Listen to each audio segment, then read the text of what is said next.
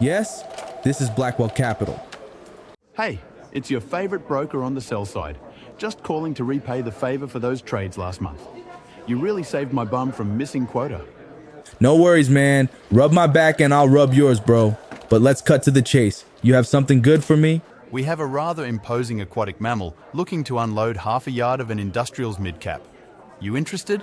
All right, you have my attention, but I'll need a bit more detail to make a decision. What exactly are we looking at? Are you willing to be wall-crossed on this one? No trading in the target. Sorry, I can't make any promises, but I'm a gentleman. You can trust me, buddy. All right, but only because we're friends. It's AA Alcoa. Looking to match at a 15% discount to closing price today. Thanks, but no thanks. We're not in the market for aluminum exposure. Maybe next time, bud. Have something a little more fast-paced for us. Hey, boss. Can I catch your ear for a minute? I've got an urgent, very profitable short idea. Want to know what you think? A high-stakes drama is unfolding across New York, London, and Hong Kong. Meet Marcus Blackwell, a distinguished hedge fund manager known for his sharp instincts and formidable presence in the world of international finance. Alongside him, Jody Williams, a partner specializing in financial regulatory matters at a top-tier law firm. With her poised and calculated approach, she's defending the very foundation of Marcus's career. Together, they face a battle that stretches across continents and legal systems. Reg Academy presents Blackwell's Peril, a primer on international insider trading law. Blackwell's firm is accused of exploiting insider information relating to block trades across the US, UK, and Hong Kong. These accusations could dismantle his empire.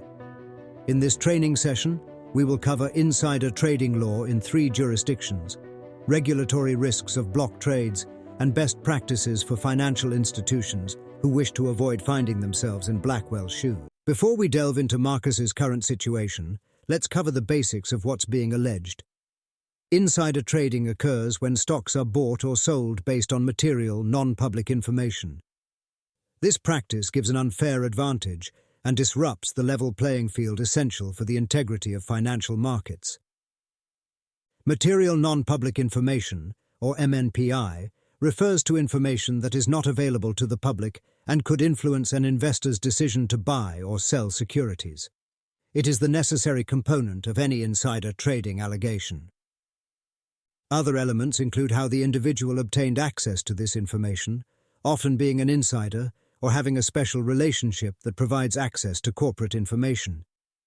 To complicate matters further, each jurisdiction has its own nuances on what is and is not permissible trading activity.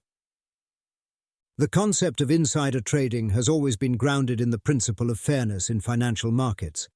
Our journey begins with the landmark case of Strong versus Rapide in 1909, establishing that insider trading constitutes a breach of confidence owed to shareholders, setting a foundational theory of fundamental unfairness. In Strong versus Rapide, the Supreme Court of the United States recognized that individuals who occupy positions of trust within a corporation, such as directors or major shareholders, hold a duty of fairness towards other shareholders.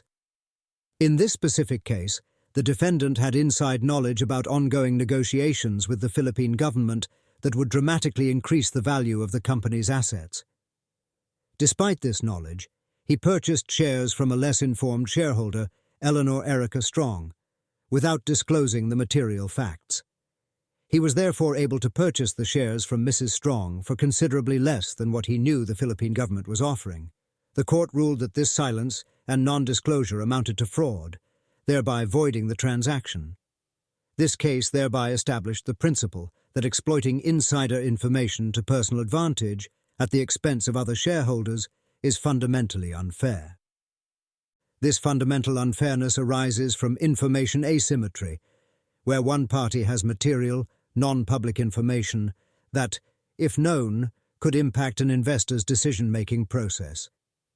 The theory posits that such advantages undermine the integrity of markets and cheat the general investing public. The legal frameworks to address insider trading evolved differently across jurisdictions, influenced by varying views on market fairness and investor protection. In the United States, The statutory basis for insider trading was laid down by the Securities Exchange Act of 1934, specifically through Section 10b and Rule 10b-5. However, these provisions were initially broad, and the modern understanding of insider trading law was not established until decades later through key court decisions. These landmark cases further refined and defined the regulations, shaping the enforcement of insider trading laws across the country. On the other hand, in the UK, the development was more statutory-driven. The formal prohibition started with the Company Securities Insider Dealings Act in 1985, tightened further by the Financial Services and Markets Act of 2000, aligning with European Union directives to ensure a cohesive financial market environment.